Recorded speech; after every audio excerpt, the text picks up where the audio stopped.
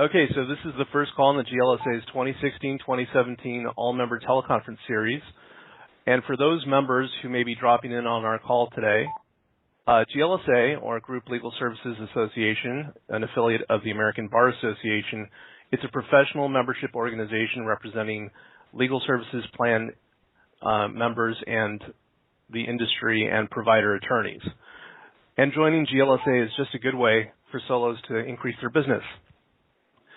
By the way, the lines will be muted until the end of the presentation, at which time any of you are free to ask questions of our speakers today.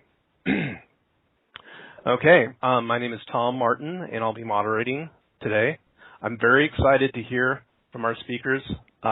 We really have some great speakers today. We're very lucky to have Nicolle Schippers of ARAG Legal Insurance and Dan Lear of Avvo. So tell us a little bit about yourself and why you're interested in the future of law. We can start with Nicolle. Absolutely. Well, Dan, thanks Tom, thanks first of all for organizing this, and I think it's a very important topic, as I know Dan does too. And so a little bit about me. So I am the Associate General Counsel at ARAG. I'm also a legal industry advocate, so do a lot of traveling around the United States talking to attorneys and different groups about what's happening in the future and what should we expect and how can we prepare and be educated about the future of law. And I spend quite a bit of my time doing that, and really excited since we have so many attorneys not only through ARAG but also through GLSA that we work with and try to really help prepare and learn from them on how to be innovative for the future. So I think it's a really exciting time. And Dan, I know you do too, so I'll throw it over to you so you can talk about what you do at Avvo. Sure. Thanks, Nicolle. And thanks, Tom. And again, thanks to all of you for tuning in. Hopefully we can share some helpful insights. So as Tom mentioned, my name is Dan Lear, and my formal title is Director of Industry Relations at Avvo. That's really sort of a made-up title.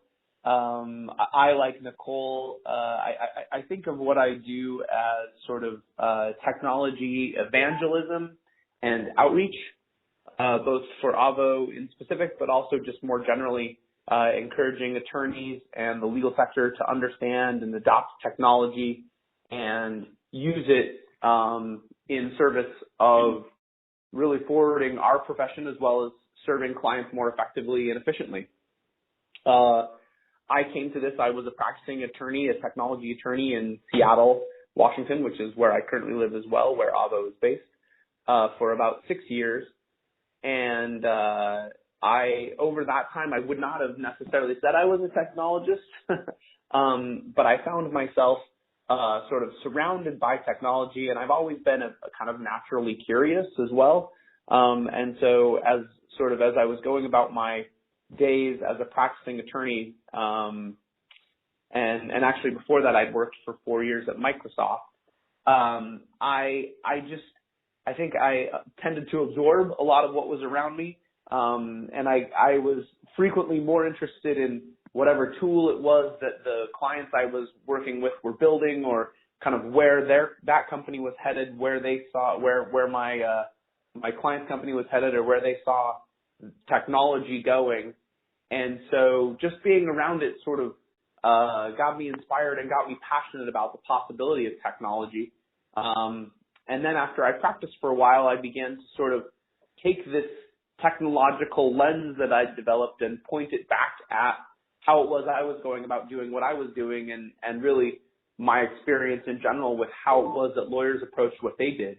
And I at least began to see, or continue to think I see, a real opportunity for lawyers to think differently about how it is they deliver services. And so that led me to my role here at Avvo, which I've done for about 2 years. And so, again, like Nicolle, I spend a lot of my time talking with lawyers, talking with legal groups, but also with technologists and folks outside of legal, both to sort of get them inspired about coming to help those of us in legal figure out how we can use technology more effectively, but also sort of help them understand and learn from them really about what kinds of ideas are outside of our sphere, outside of the legal sector, that we can adapt and adopt to kind of help us do what we do better.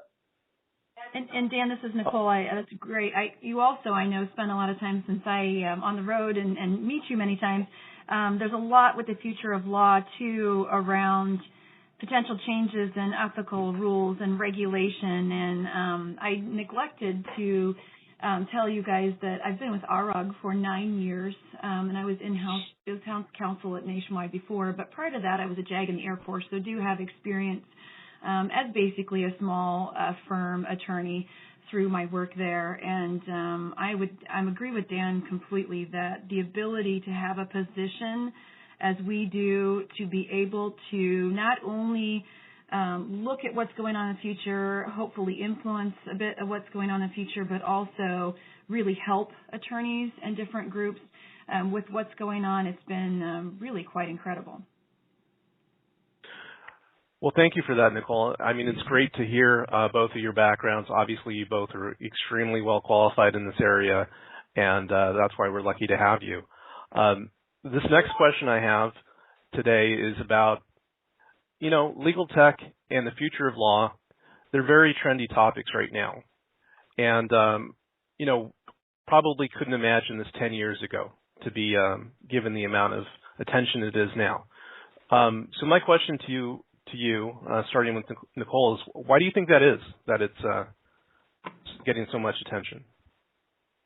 Well, as you know, Tom, it's trendy everywhere, so it's not just in the law, and I would actually suggest that maybe the law might be a bit behind of some of the other areas that you see, but I definitely think that consumers are driving it. They're a huge driver in this being trendy, because think of yourself as a consumer, even when you get on to buy something and what you're looking at and how you're purchasing it or that type of thing. Consumers are driving this incredibly. There's a need out there.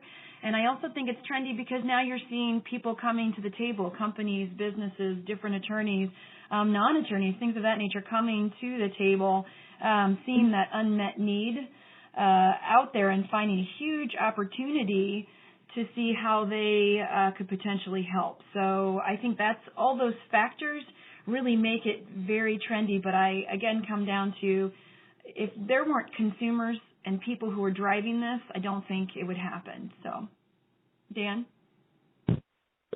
Yeah, I would totally agree. I think the thing that we do at Avvo and the way that we think about what we do is exactly what you said, Nicolle. We are kind of passionately, almost pathologically consumer-centric and consumer-driven. I mean, that's kind of what we were born from, is this idea of making the process of finding and hiring a lawyer easier, and then really just listening to consumers increasingly and trying to help understand how it is that we can help lawyers deliver to consumers what they want.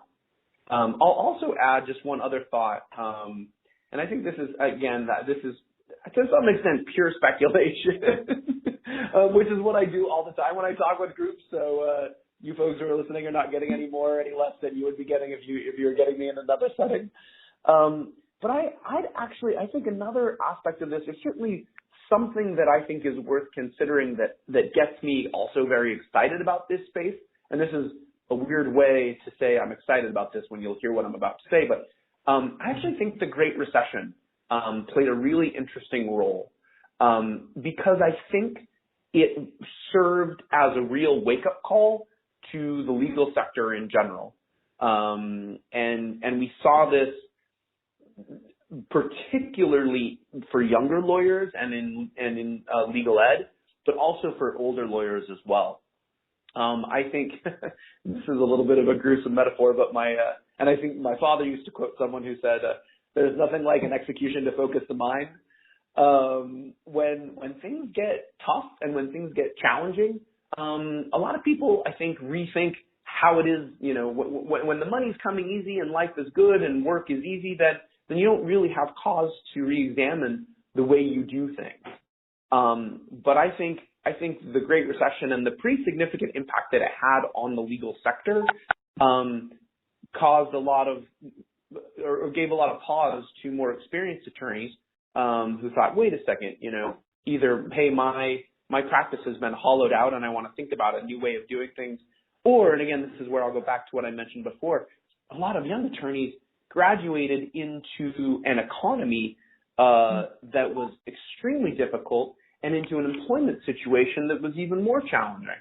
And I frankly think a lot of them looked around and said, what kinds of opportunities are out there? Where can I go? What can I do? And, a lot of them had colleagues and friends from school who went into computer science and technology, and they said, well, hey, they seem to be doing really well, so there must be something to this. And at least I know this, and this is where I get really inspired, is then began to say, hey, what kinds of ideas can we take? What kinds of things, because I still am committed to being a lawyer. There's still, reasons that I went to law school and went down this path. And so what kinds of things can I learn from what's working well over in the tech sector and bring that back into the legal sector? So again, I would say it's probably 75% consumer, but I do think there's this interesting aspect of I truly think that kind of consumer issues and kind of broader issues aside, or other issues, legal specific issues aside, I think that the legal sector is being remade economically, just because of a wide variety of factors, and we can absolutely talk about that. But I think the Great Recession is one really sort of nice inflection point that you can look at and say, this is a point in which everybody said, hey, the status quo isn't working. Let's think about how we can do this differently. Yeah, that's a great point. The Great Recession being a wake-up call and essentially the call with GLSP. if everyone yes, else you are, can and welcome. Welcome. But yeah, the Great Recession serving as a wake-up call. I guess a lack of income, generally around for everyone caused efficiency to become extremely important and using technology for that. So another question I have for the two of you is really at the heart of what I'm sure a lot of the lawyers who are calling in today are thinking, and that is, what do you think is the most interesting opportunity that exists for lawyers in the digital future? Nicolle? That's a great question, Tom. I've talked to many, many attorneys across the United States, and many of them say, in fact, the majority say, either change isn't going to happen or it's not going to impact me, either geographically or through my area of law or my practice. And I think that that's a real problem that I have found, and I know, Dan, you do too, that maybe the sticking in the head in the sand and not paying attention to that actually takes away any opportunity that you might have for the future, whether you believe in digital future or not. And so that's one of the things that I want to talk to you guys about on the phone call is make sure that, well, obviously you are. Since you're listening to Dan and myself, you are definitely of the notion that something is happening. And hopefully you'll get some information that will make you excited about some change that's happening in the future. But what the opportunity, there's many of them, and one of the main things is there are, depending on the statistics you look at, there are at least up to 80% of the consumer population that is not going to an attorney, not having their legal needs met, period. So I don't know about you, Dan, but as a business person, I get darn excited about that, and I would think as a attorney from a solo or small firm, you get excited about the opportunity, the vast opportunity that is now open to you. It's always been there for you, but the ability to reach these people through a digital format is unbelievable, and get them to understand you, understand the services you provide and how you can help them. I find that to be incredibly a fantastic opportunity. And I think the other thing for that is you can actually really practice law. Many of the attorneys I talk to say they spend upwards of 60% on administrative functions, that type of thing, when you could actually do what you went to law school to do, and that's help people through the practice of law. If you use technology to increase your efficiencies, reduce your administrative, not only expenses, but the time spent on that, and of course from an ARAG standpoint, and I know a GLSA standpoint with legal plans, you can increase your service and the customer experience that you provide to your client, which is key. Dan already said that, consumers are really wanting to be focused on, as he said Avvo does.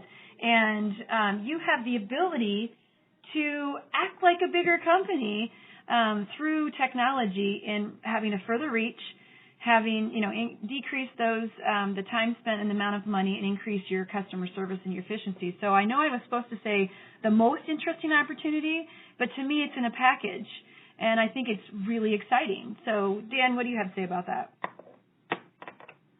Nicolle, I don't have much more insightful to add. That was exactly in fact, you brought in the sort of the latent legal market, as I call it, and I'll refer to that just quickly in a moment, which I hadn't even thought about, honestly, because I was thinking about lawyers kind of more selfishly. But I would just reiterate that and I'd even step back and say, think about it this way, like whether or not you believe that technology is or isn't going to disrupt or wipe out or change exactly what you do, and we can have that discussion separately.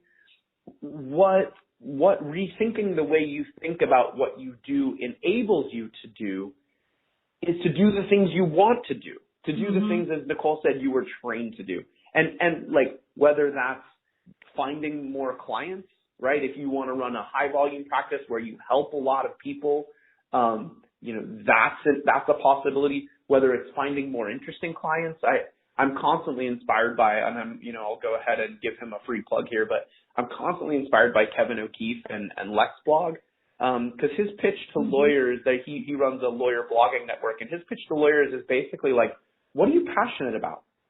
What kind of legal topic do you want to write about? Do you want to communicate about? And then just go out and start writing about it. Go out and start talking about it, because there's a way that you can attract to yourself, to your business, to your brand, and create these. I mean, I'm always inspired by these just fantastically interesting niche practices that people develop over the internet, in a way that you can aggregate demand in a way that really you couldn't before. So again, whether it's more clients, whether it's more interesting clients, whether it's a different kind of client, by leveraging technology, by using smart business practices, you can build a firm that not only enables you to do the kind of work that you want to do, but not do the stuff that you didn't want to do or you don't want to do. And then, of course, and I mean, Nicolle, you totally hit it. And like I said, I'm even embarrassed that I didn't think about it. But I think the opportunity, I think most of us, particularly I think those of us who those who have chosen solo and small practice, we truly went into this profession to help people. I mean, there's a reason that we didn't become MBAs, that we didn't go that path. And that's because, at least the way that I saw it, was we wanted to have at least one, if not both, but at least 1 foot in the public sphere and 1 foot in the private sphere. And by using technology, by thinking about how we can change the way it is that we do what we do, I have aspirations, and I think you agree with this, Nicolle, that we can serve more people and that we can give more people greater and more meaningful access to the law. And that's, I think that's, for me at least, that was one of the main reasons I became a lawyer. Yeah, 100% agree with you, Dan. Well, I really like that point, that seeing technology as a way of, augmenting lawyers so that we can focus more on what we were trained to do. And I think a lot of solos and small firm attorneys that might be calling in today would probably, relish the idea of not having to, do the billing and the, every other administrative task that takes us away from what we like to do. So the next question is kind of tied to that. What do you think is the biggest obstacle to adoption of legal technology by lawyers to help them do that? Nicolle? I'm hoping that you guys will all understand this answer when I give it, because remember, I'm an attorney too. I think we are. I think we tend to be, we as attorneys, some of the biggest obstacles to change. And in fact, I was at a conference in Kansas City a couple weeks ago, and someone, I had not heard of this gentleman before, but Dr. Larry Richard, who's studied attorneys and their ability to do change management and make change, and that, it's actually the way we're wired sometimes can make it extremely tough to not only process change, but to for sure go out and research it and implement it. So I think that you guys being on this phone call for sure have gone over that hurdle, in the fact that you're even interested or thinking about, or maybe you've already implemented some technology into your practice. I think after the big hurdle of us and how we're wired, I think time is always an issue, especially for solo and small firms. There are not enough hours in the day, as we just talked about, to even practice how you want to, let alone trying to research a new technology or even negotiate a contract price, et cetera, and then implement it. So I think those are some pretty big obstacles. Dan, what do you think? Nicolle, you and I are totally on the same wavelength these days. So it's really interesting. I was asked to do an internal presentation, and actually a series of them, about lawyers and the legal sector for folks at Avvo, because as we've grown, there are increasingly a lot of people who don't work as closely with the sector, and so they wanted to understand it better. And I just did like a whole 30-minute presentation on Larry Richard's research, and it's so funny that you bring that. Yeah, it's so, and I'll just hit two pieces specifically. So lawyers are in the 90th percentile on skepticism. And that is incredibly important for a wide variety of things that we do. But it's really, really hard when, everything is half empty. You're always questioning other people's motives. You're always issue spotting. And unfortunately, and Larry Richard goes on to even say that because that is such a defining trait for attorneys, it tends to dominate, and many of you can relate to this. I was raised by lawyers. I am a lawyer. We tend to export that trait into other facets of our lives. And in some situations in which it may not be particularly helpful, like family or marital relations. And so similarly, right, like when the only tool you have is a hammer, everything's a nail. When we go to rethink how we can, how we deliver legal services, how we think about customer experiences, unfortunately, we bring that skepticism baggage with us. Another piece where lawyers score remarkably out of the norm is in resilience. And I think that's really interesting too, because that's not something I think a lot of people would think, right? I mean, we are, in a lot of ways, whether we're negotiating, whether we're standing in someone's shoes as an advocate, we are stepping forward to take the barbs. We're stepping forward to take the place of our clients. But Larry Richard's research shows that actually when lawyers get knocked down, it's actually it's harder for us than for the average person to get back up.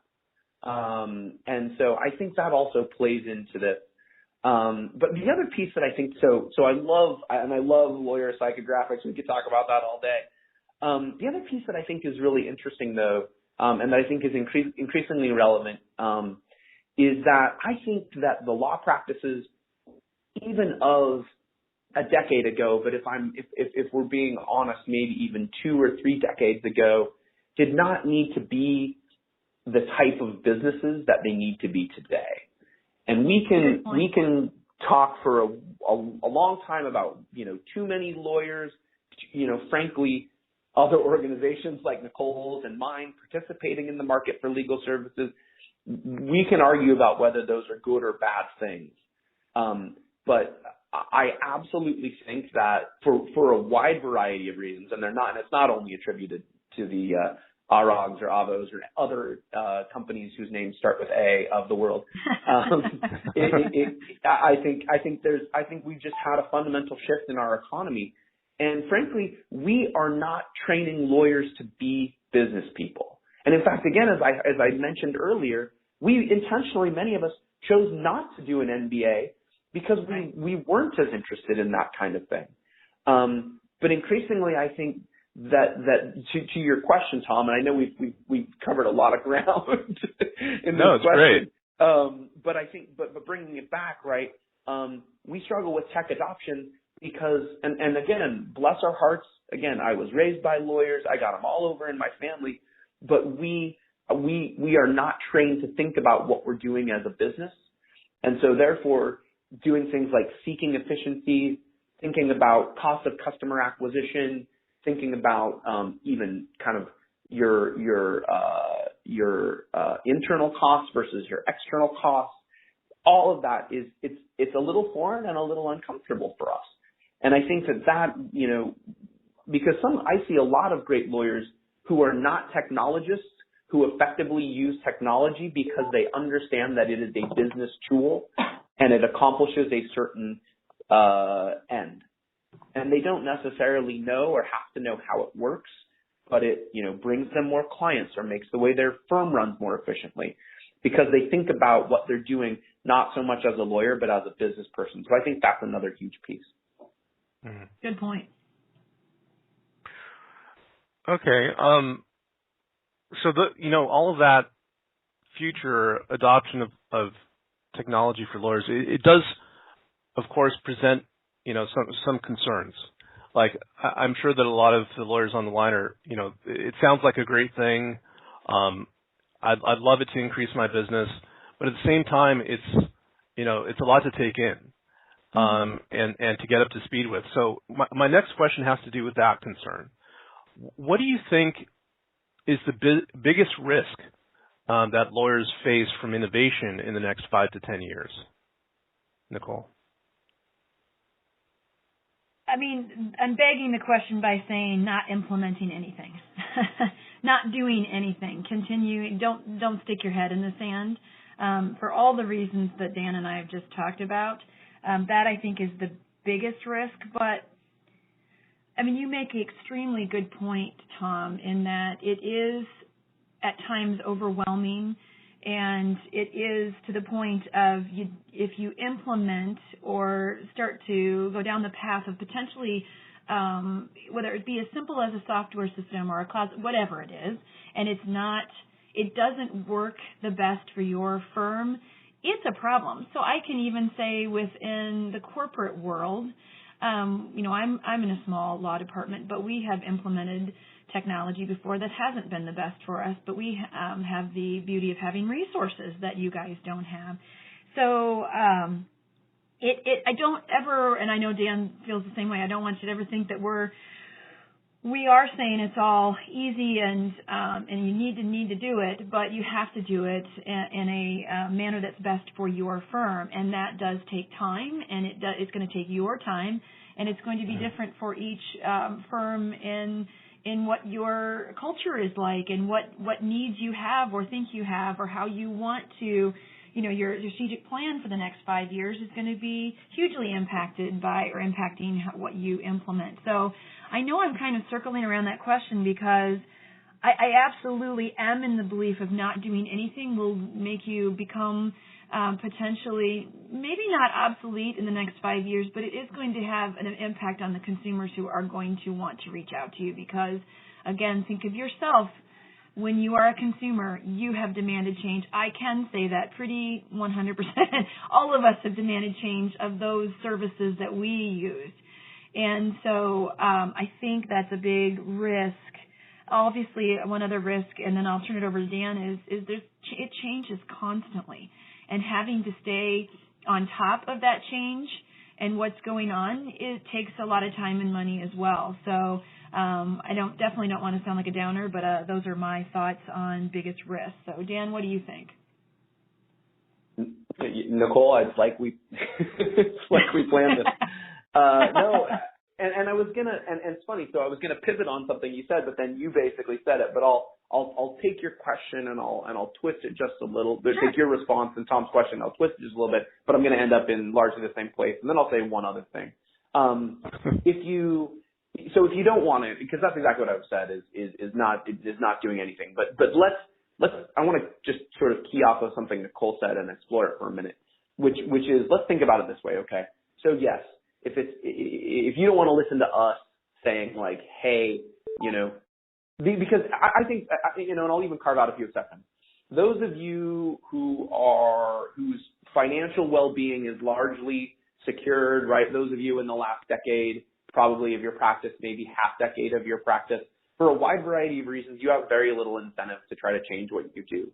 You've probably already got a deep network of clients that you work with or a pretty well-functioning marketing system.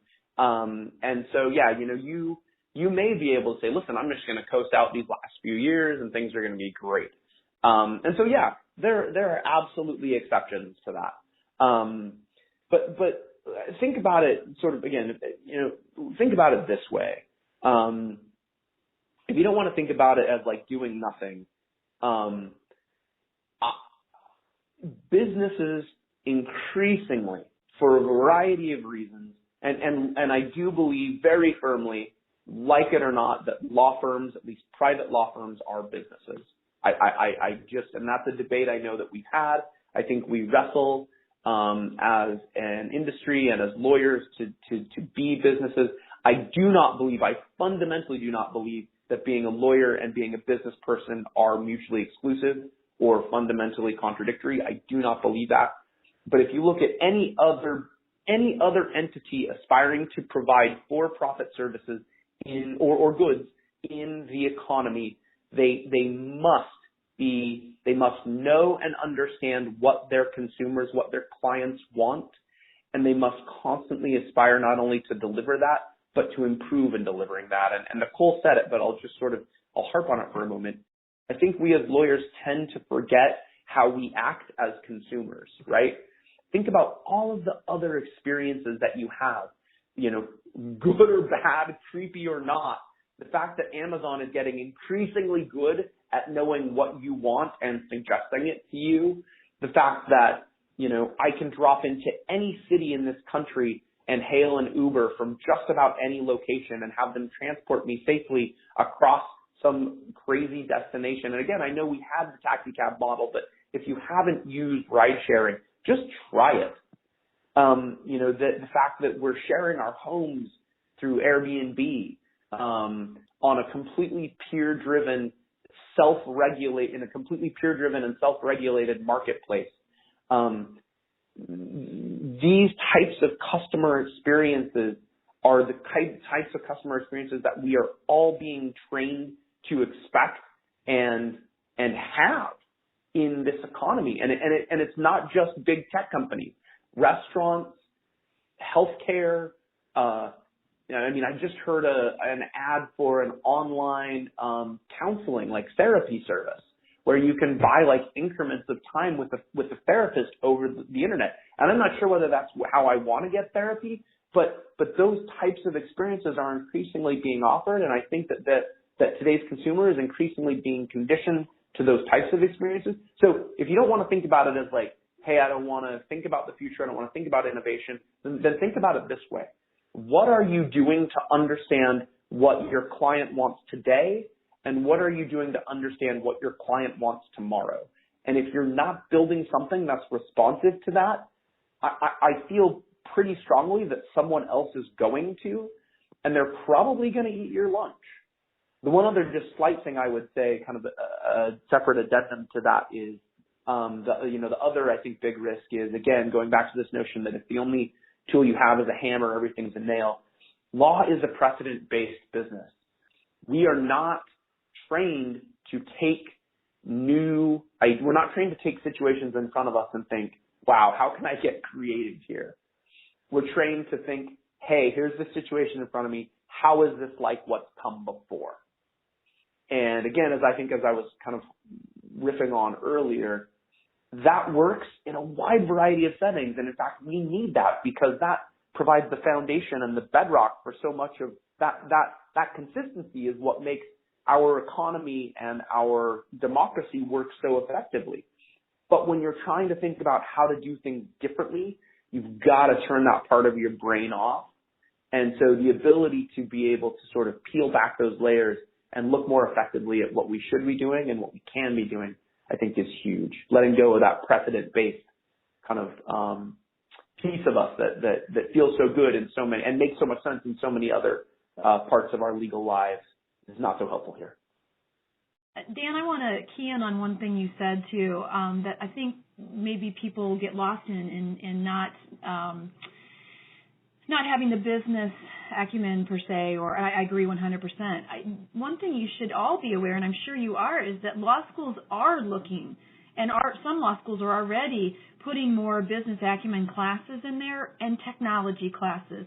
So when Dan said something about, someone else will come along and do it, I think he's exactly right, because this is what's being now taught in the law schools, so that they can keep up with the consumers and keep up with the times. So I think he's dead on.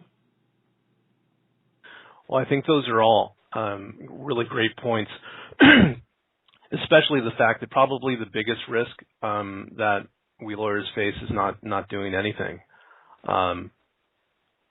For those that are, probably coming out of law school or aren't as established with a large book of business, these realities are going to affect how we expand and grow our business. So to get a little more specific about technology and the risks and that kind of thing, many thought leaders believe that the rise of artificial intelligence will create new and additional opportunities for lawyers. And I'd really like to know whether or not you agree or disagree with that statement and why. Nicolle? Yeah, I'm going to definitely lean a little heavier on Dan for this one. I do believe, every place we go to, every conference, every, tech show, if you will, talks about AI. I do think that, because I come from a business, as does Dan, you hear that from many different facets of your business. So I can't say I don't agree with it. I do think it's going to come a lot later in law, because for all the reasons we've talked about, with change being slow in the legal profession to begin with. And I do absolutely believe that there needs to continue to be a human element in the practice of law, because we are dealing with people's lives. The things that are, the legal issues that are pressing to consumers are many times devastating, emotionally draining. It could be a positive thing, but it's still impacting how they work, how they deal with their kids and their husbands and spouses, their significant others, etc. So I am the firm believer that we will always need some kind of human element within the law. So, Dan, I kind of punted you on this one, but I'd love to hear your thoughts. Yeah, so and I'm sitting here looking for this right now, and I cannot find it. If you guys haven't already, if those folks tuning in haven't already listened, or that I have a tendency to nerd out a bit on these things that I get passionate about, which happens to be all of these things that we're talking about today. But I'll see if I can find it, and Tom, I will share it with you. So, I get really, really sort of fascinated about this discussion, and I'll try to keep it brief. But I just read an article, and I think it was in the New York Times, talking about how we've created an economy in which we now have this this class of, or this group of folks who are, and this line of reasoning leads to this sort of millennial bashing, and all these young people don't know how to, they don't know the value of a dollar, don't know hard work, and blah blah blah. And that's not where I'm going, and I absolutely don't want to push that. But my point is this: we've created a layer of folks, and it's really fascinating. This New York Times article talks about it, of people who are not impoverished, but are largely just checked out of the economy. And like the classic example is like these folks living in their parents' basement, playing video games for large periods of the day. And again, like that leads to this sort of judgmental attitude, which I don't want to harp on or focus on. What I want to focus on, and there's another great article which I'll find also, which quotes, I think, John Maynard Keynes from like the Eisenhower administration, who said, by the end of this century, we will realize a day when we have the 20-hour work week and we spend the rest of our time in leisure because technology and business management principles will have basically saved us from doing all of this work that we do. And the other interesting piece of this New York Times article was we have this, and basically one of the points of this New York Times article was we have the wealthiest people in our society actually work more hours, right? Like there's this weird way that in some ways work and working a lot has become this badge of honor.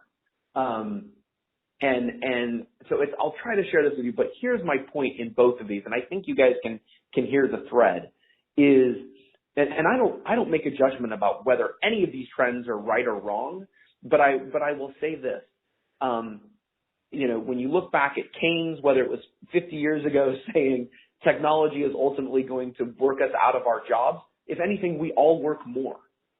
And more to the point, those of us who are highly skilled and highly educated, we have plenty of opportunities, I believe, in this new economy to do interesting things. Now, query whether these things are really moving society forward. Again, it's a much bigger question. But humans in a weird way, or maybe it's Americans in a weird way, we've created this situation in which we're creating more work, not less for ourselves. And everybody, most people, we seem to be doing just fine in this new world. So that's a super high level, super sort of, forest view. But the short answer where I come down is, I don't, for smart, intelligent, passionate people, I fundamentally believe that there will continue to be plenty of gainful employment for us.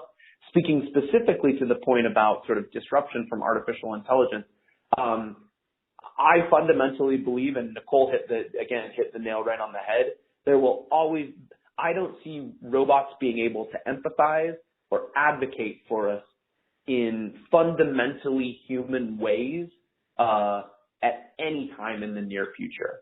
I actually do believe on the flip side, though, that technology has come much further than most people recognize, and it's already doing, the classic example, I was talking actually with the chief technology officer of a legal tech company. They do kind of due diligence and contract review. And he was saying, like, people don't realize how far we've come because, 20 years ago they said, or 30 years ago, a computer can never beat a human at chess. Well, they've done it. Now we're like, okay, well, yeah, chess was easy, but they can never beat a human at Go, right? Which was this I think it's a Chinese kind of complicated board game. Well, now, they built a technology that beats a human at Go. So we keep setting these boundaries that keep getting pushed further and further back. So I actually believe that in a lot of ways, we've come further than most people actually realize. But I still continue to believe that there will always be a need. And in fact, I embrace this because I didn't spend years and years of my life honing my brain to do something that a computer can already do. Like I want to be thinking of those new legal arguments. I want to be creatively crafting something unique. I want to be empathizing with that person who's really struggling with a really difficult, life issue that has significant legal ramifications. So, the short answer, again, after totally nerding out and talking about Keynes and macroeconomic theory is, I say bring on the robots, because there will be plenty of work and plenty of interesting work for people who want it. Thank you for that, Dan. One thing that I really hope is that, because it's kind of a sobering thought that could possibly give give us more work. So I'm hoping that the robots can help us make it a little easier as well. Okay, so this is the last question I have for the two of you, and that is, what role do you think that non-lawyer legal tech innovators will play in the future of law? Nicolle? Well, we're seeing it, right? I mean, we're seeing tech companies and non-lawyers already coming into the space because, as I said at the very beginning, there is an unmet need and there's an opportunity and there's money to be had, as I think Dan also said. We're seeing things like the big four accounting firms, Deloitte, now in UK they've got 1,400 attorneys now, and they could be the end all be all shop.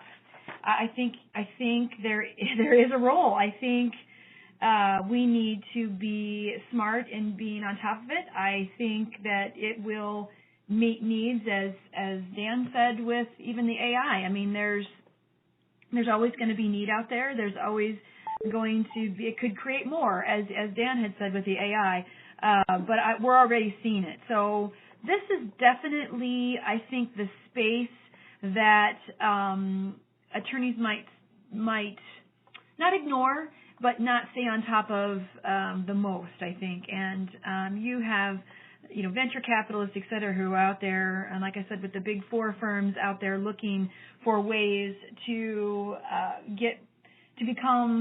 come into the space, So I think it's already there. Okay. Dan? Yeah, so it's a little self-serving for me to answer this question. So I'll try to be a little. I was going to let you do it, Dan, not me. I'll try to be a little more circumspect. I mean, here's what I think is so can be challenging again, and I'm going to harp on a theme that I've hit on before, which is and Richard Susskind, who is a well-known. Well, actually, before I launch in, I just want to tell people I found the article I was referring to. It's called The Free Time Paradox in America, and is actually in The Atlantic. And Tom, I'll send you the link after this so you can share it with any folks you'd like. Really fascinating read. Great. Really fascinating read. The Free Time Paradox in America, September 13th, 2016 in The Atlantic.